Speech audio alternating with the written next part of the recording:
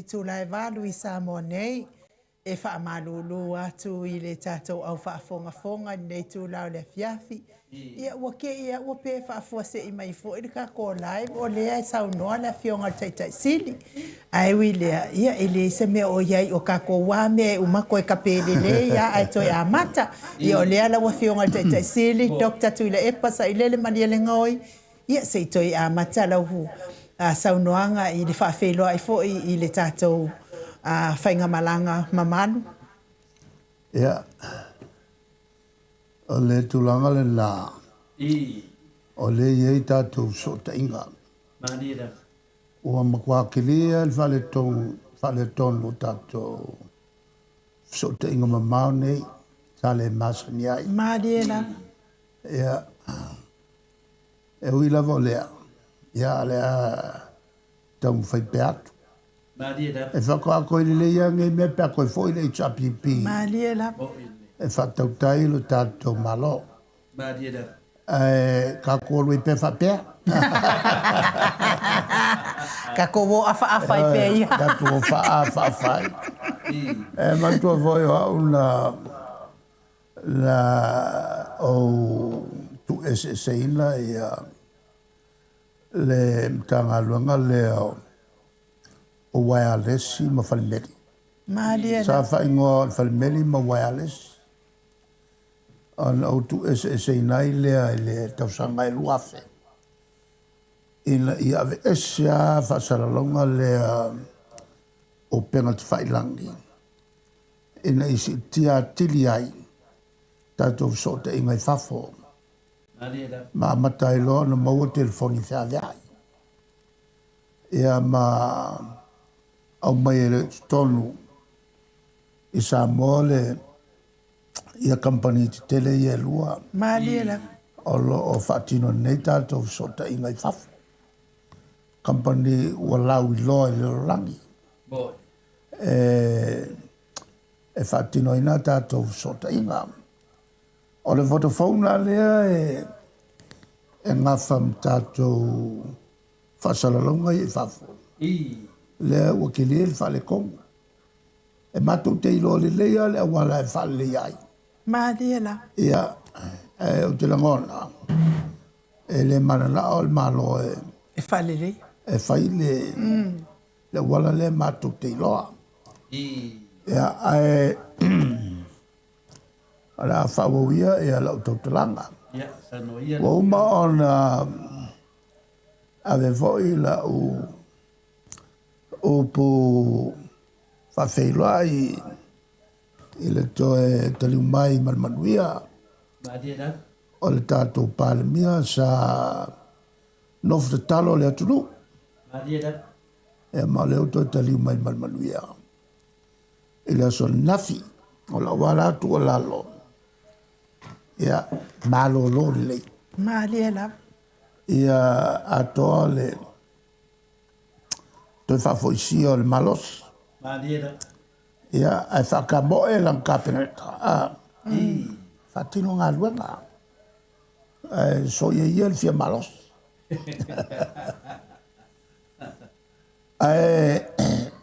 Nā mata lau tautalanga I le so. Ia nai mea ia tāua fōi mō le soi fō whale nganga. Manira. Le tomu ai a tātou por kalame. O le tai o neila. Sa whalongorongo le leia e tusi o le sona filfilia. Tusi e malaki. O le salamo. Ea whaasolo mai ia e le tusi le kalesia I Tesalonia. E whaasolo mai ia e le tusi a ruka. O le tusi la le ruka. Lau whatawaina. O na iai le I tutaua. O lo au mai e ruka. O lo whape mai iai. O lo tau ono sai. Tau te mawai le o le whavau. Manira. Taua ia le whaapunga le o le on sako. I oi. Leanga le tele o tātou. Tasi le mea sea. O le le on sako. Sa o le leia. Ngal fa par par. E le whapela tātou tusi lima. Isi. O na ngalo ai. O ke a fia e fo ia. I oi. Ka ko ke a fia uma ia. Maaliela. I le mele o le on sako. Ea, on tātou o tuai le whai mea le tau. O na whai. A o upua le o mai. E luka. Ia. O lo tau on sai. Tau te mawai lo tau wola. Maaliela. E le langi o lo tātou tau mwhai anga iai. O le kaua o le upulea. E anga i whai upulea mo muatu. Maaliela. Le mo muatu e le tusia luka. O lea e sa fufu. Na whai tau le aso le nei. O le lufu tasi. Ma tau po lufu tasi. Ia. E saula e le lima suluiva. A o le suluiva la na le whai uiai. A o le sfulu ono. O ina tonua le e anga iai sa manatu. Maaliela. O le sfulu ono il fasa moa. E tu inatu foi o tau e matua. Mauso mainga mawo. O isi foi o tau e fasiotia e la tau. Wa fio fai kaul mele o ke le mamla mai. La la yo na o anga ilo tusi le nei. Fa peltania. Ona fatua o malamla mai lea. Ora mta po sulono lo fa mai. And you shall be betrayed both by parents and brethren and kinsfolks and friends. O le upule betray o le falata. O le a falataina o tō e matua o uso mautou ainga. Manisi o tō e fasotia o le fa Samoa sa o anga. O le foi upule. A sa o le fa Samoa. O le ese upu le falata e fai mai. E tu inatu foi o tō. E matua mauso. Mainga mawo. Wa tu inatu o tō. A le upule sau i. O le a falataina o tō. O le kaua i o upuia. Maaliela. Walango o kaua meia. O le tele i o le whaasamoa le whalekong. E le tātou tusi. E iai le vaenga le foi i whaletonu. I le tusi foi lea o lo ta ua mai ai. I le mea na whai e le urumatua a Tavita. Na ia whaamarusiailo na ia to whene. A saura le whaupunga. Na whaalongo iai Tavita ona le ai leo sana tala e whai. Mo whai kaua e kusi le po le korsulu e kausanga karuai. O whai aku.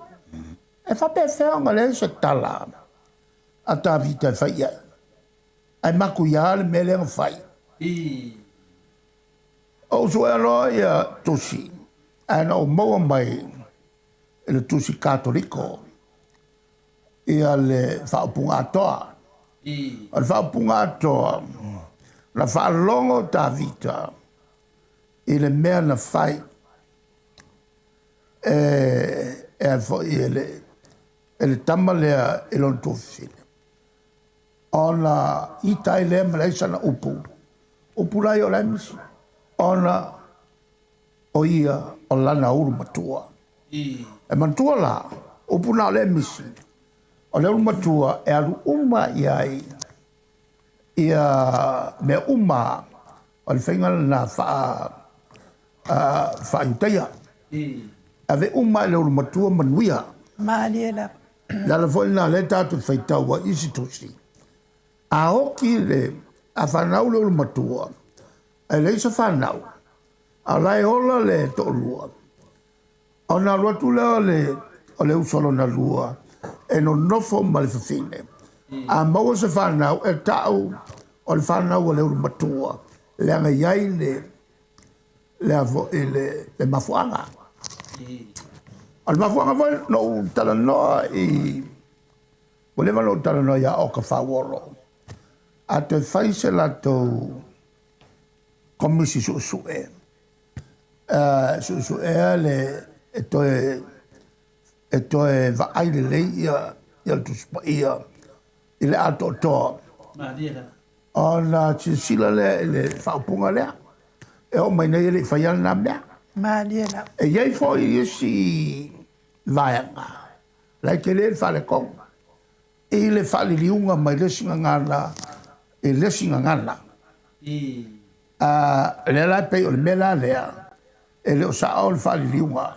A upuia sa o tala noa tuai. O le mafoanga. Langa o le mea kongwanga o le kupu i sa mōr kamia. Mea kongwanga o le kupu. O le whekaai. O ainga. Whekuyai. O le whalata. O ainga. I sa mōr i teimile nei. Whalaka e maku whangau po le wheesesia e whekuyai. O mātua ma whanau o uso ma ainga. Mea na o le tupu i sa mōr i teimile nei. E iei fwoi la le si whale tonu whale liunga. Le o mai le tusi le o le wawenga. O le urua i wawenga. Le fwoi la whale tonu whale liunga mai. Mai le ngangana Eleni. I le ngangana Latina. I le ngangana Pertania. Le lai au mai ai. E me lai misina. E na ua whai ponga i kana. O na talanolo leo Malia ma Yesu. Whapeat ne Yesu o ia Malia. Wa uma le waina. Pa wanga le upua. A Malia le whai aku fwoi la Malia.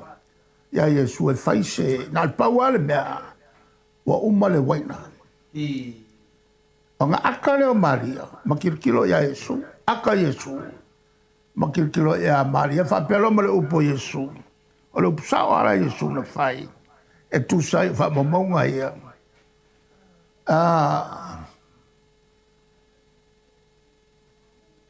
E lea. O iai ea se mea o te toe. I le tāwā. O iai ea se mea o te toe. I le tāwā. Lola winga le whaapunga Yesu. E le se mea o te toe. O mala malelea Maria. E olo i le teimi.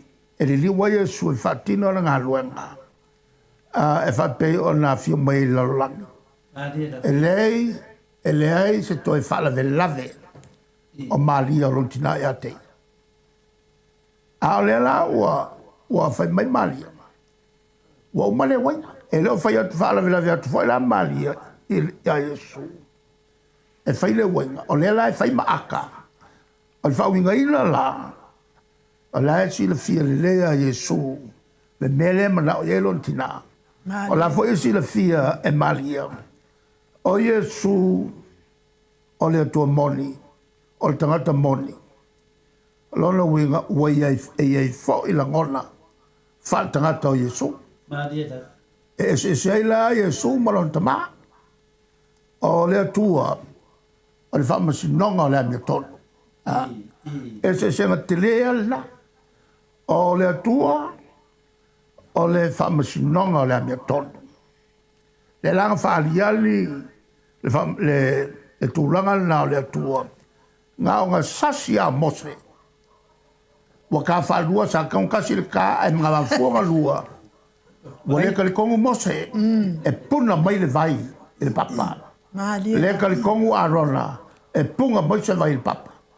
Na luaita, ngā o ngā ka whaalua, i filo i ngā ma mose o tō mai le atua. Whaima le unga le atua, e ke le o Ierusalema. E ke le kū le lau ele, o lau sala nga i lo le katkong. Whapena foi marona. Po aia la le tangata e pa ia, e ngā ngā sasia, whasala le loe le atua. O le whamasinonga le ame tonu. E lea ia masoa mangoa ngā sasia foi a kama ewa, whaima le whaionga. E le mela le na e seila le atua le tamā, ma le atua le alo, o Iesu le angalofa, e whamangalo. Le la ua whai le unga, pe un kako whaikau wai. A o e le whamasinonga mau whai. O le ave e le paua lea, i whamasinonga. Le whamasinonga le amia tonu. Aisea, a leanga ki ngā inga Iesu e maliu, e whaasau i ngai kako. Alura Iesu e whaamasino la tō umanei, na wheso soani iai. O lona wena wa tuu iai e le tua. Ia le malosi le whaamasino, o le mea tau tama. A o lona e le kaimi. E whio mai ai a Iesu, e tūlanga whaamasino, wale e whaamasavango o se koe alofa. Ma wale e savango? O le whaamasingo wa, o kaka e la whaamasingo, o kaka o whiaki. Le o toi tū mai. A lona winga la, a le la o tū e su, wale e whaamasavango o toi ai, o le alofa. A le winga tolu la la, o le mta upu lea, e tu tonu fo le tuspa ia, e ia nai vaenga ia, o lo ia ile whale tonu, i wha maumaunga, ile whale liunga mai lesinga ngana, i lesinga ngana. Ma taulola, o le misi ile wha maumaunga.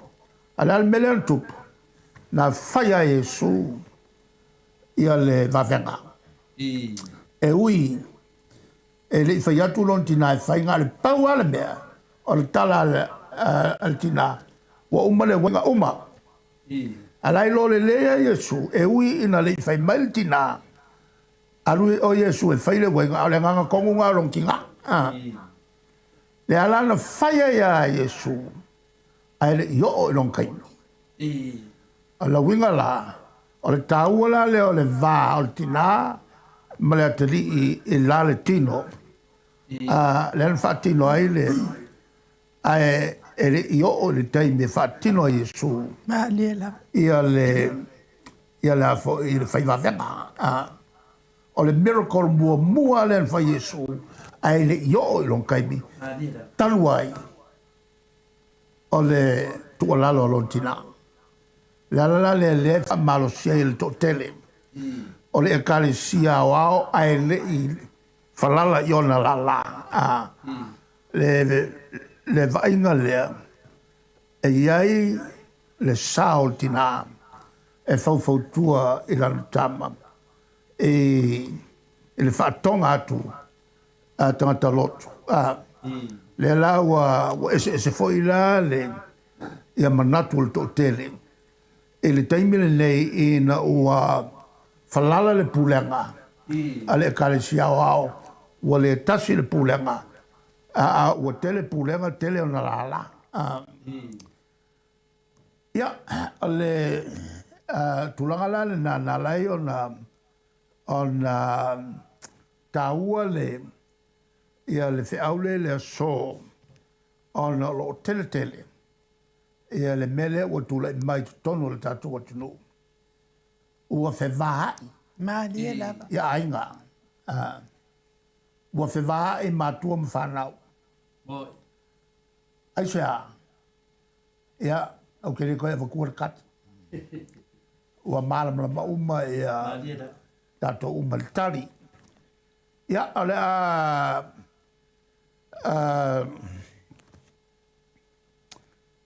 whamuta i nā e le tātou ma tā upu fo i wha le lotu le nei aso.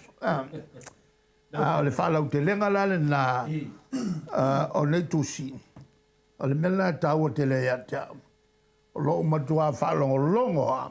I whi au le aso e pei o nā matai le tātou polkalame. E a fo i whalongo longo pele atua ia e tātou. Mahalia la. Po ma whatan tali. Po a where teime te li liwa tuai. A wā o le asi mai o le oti ai tātou uma. O le sau ala ngā oi le pō. Tātou te le mai loa le taimi. E wala au mai ele tua. Ana ia ne. Sau noanga lau fionga te sili. O le fo e mori mai whaftai tele mai a manuia ti o tala. Langa i le lei fo i le pai postadi a papa. That's why e whaafua loa i ai lona soifua i le tino. Le anga o toi ina e walk and talk. A lofa tele mo oe papa stui ma le ainga. Ia le ali. Whaaftai fo i le tātou mta upu. Whale anganga nei tula o le fiafi. Ia wai e moni mwha maoni. Ia ole ono sa. Ia oa uia makua i le aia ma se pusa ongo sa. Aina o whaalongolongo i le launga a le fionga ia pātele nei aso whaamalia ina i lava loto. Ia a lea fo i wato e whaalau tele lau fionga tai sili. Ia o le whaitoto a lea e sanga tu i pēa i loo loto. Ia tau au, ia kauma whai ai a makusau ongo sai. I pena nganga ni o whaafonga fole mbaro le tunu tamama tina mātua me se foli loa tuku mai o Samoa. Ia te whaasoa fo le whionga te sili. Le nganga ne tau soa ati. Mo le whaaliunga. Ia o lena la unga nei ne bupu nei. Ia lo whalongolongo e pe mātere do sai te le mea lo whea. Ia lea i lungo o penga whailangi le whimisai o tangata. Le uma o nā pe le sauno ainu. Al me le sauno le whionga te sili. Mo nām si i mai ale i tuspa i e pārai. E wha malamai. E leo leo no sai. Al whalata.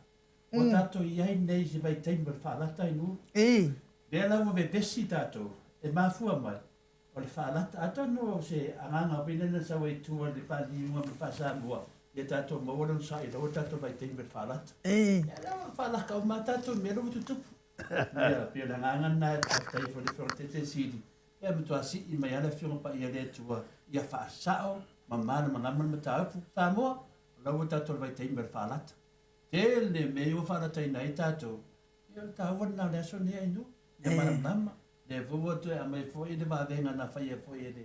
Ia whina le Iesu i rong tina. Ia tātou loa le whaalangi lawa tina o Iesu. O le whau tu te talo. Ia, te mina le whaalata tina o whaafonga mai. Ia, awane i misi le whau tu te talo i lau tama. Tu nei mea o lo tupu runga. Ia, tō lua i le, tō lua, whau tua iai. La nganga nā. O tātou vai tēnei whaalata, ia sosoa ne tu nai nuu langa le, e mei o tau le onu sai. A lau te whanau longo atu whaamanga le whionga te tesi, o vai tēnei whaalata, le tātou te iai.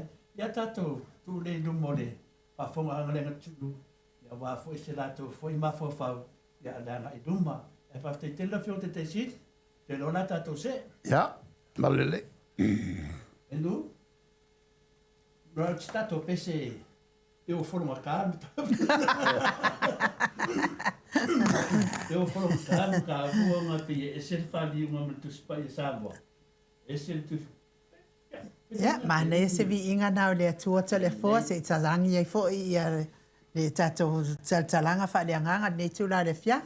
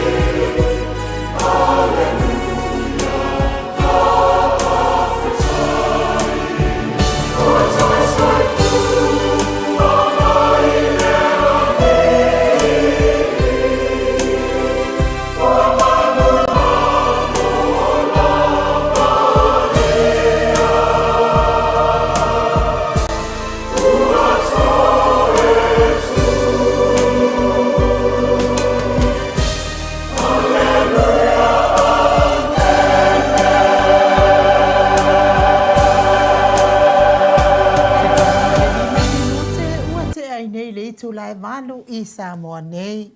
Levi inga o le atua sa tāpena ina le kalesia e whakasa mai vini fōu. Ia o le au whaipese lea le a fionga tamaitai whaipule ia le o tati ma le avai. Peo no o tau sila sila ma mai moa mai ai. Ma nei au si ufofonga o le a fōi au whaipese.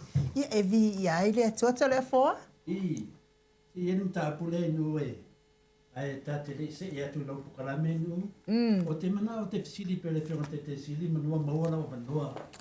E tau a tere le fisili le fisili Yesu i lontina. I ia o tava. Lau fionga te sili. E si mea manua lo maua o manua i le fionga pa ia le tua. O tusa manu tāpule nei le whali unga mai le tātou mai whapalangi le whasamoa. Leo sa nelo no sa ia o le sao o le whalata. E la sisi mea te tonu manua o watai runga no tātou le ata te lisi. E leo nga sa o le melea no matua. O le whaawinga ina o le whalata. E leo sa o le o maina. O le o mai. E leo tau sa o maia le whalata. Awa o le upusao na o le whaonga e ngala Peritania o le whalata. Ai o mai, e se le upula e whape watu i matua. Watu e matua kusa ua molia e matua. Ia lato e isi matua. Maisi ainga. Ele tūlanga fo ele whamasnonga. Ai, o le sao le o mai o le betrayal. Lona winga o le whalata. Ai, o le upuai o le onsai, la sao le onsai. I ia i kako le onsai, la la sao le whalio. Ai si vaenga i le tūlanga. Se inga o lea e whaua pēr. E lo loto le se inga ma o le se inga le maua i le se ai o le tusi a loma ma le tusi a Iakopo. O le mai le tusi a loma. Na le whātua tua e ola e tangata. E le tāua ngā rua. Le e whai mai a kopo ia. E te maua le mele na i lalo le loma lufu. Mata apu toru lufu vatu. Nge kei whapea ngaka te pero meo kwhai hua. I le... Voi le koru... I whamaunga le... E whamaunga loma lufu vatu, whai upu lufu vatu. Roma tonu whai upu lufu vatu. Ai o mailo ia Iakopo. Ia Iakopo le mata upu e lua. Ia whai upu lufu rono. Ora whape mai. E whape o le tino woti. Ai pea te ale nganga e whapea fo in whatua tua ua mate. Pea le ni ngā rua. E waila il mangingo. Kere no fio kiri. E o ki whakokua. Aloro, kwa leo ngā akon whakokua. Pea le ni ngā rua. A lewe mai ia loma. E le mo mia ngā rua o wala wala whakokua. Ai e le mafuanga. Al mafuanga. Ua whapopo ia e makingiru kelu le upu alone. E le ngana e le whaawinga ina mai whalingo mai le samani. E li whapela o se mea whaliloinga. Ngā karangoa ia makingiru kelu mai si fo i tangata i longa. E le mōmenale a lato fo i olo te e le pule tasi. A le kare siawa.